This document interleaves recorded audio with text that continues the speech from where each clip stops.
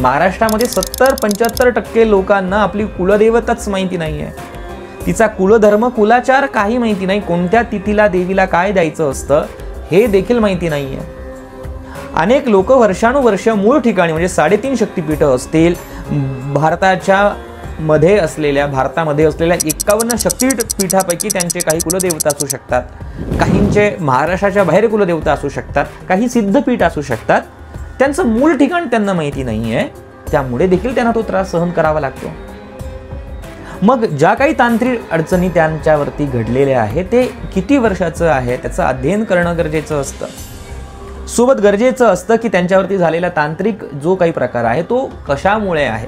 उच्चाटन प्रयोग केलेला आहे का, मारण प्रयोग केलेला आहे का, शाबर प्रयोग केलेला आहे का, शत्रू निवारण प्रयोग केलेला आहे का, किंवा स्मशान बाधा झालेली आहे का, इस्लामिक प्रयोग केलेला आहे का, गंधी विद्यासारखा प्रयोग केलेला आहे का, खाण्यात दिलेला आहे का, मंत्रवलेलं आहे का, वस्त्रावरती केलं आहे का, शरीराच्या अंगावरती केलेलं आहे का, या सर्व गोष्टींचं अध्ययन करावं लागतं.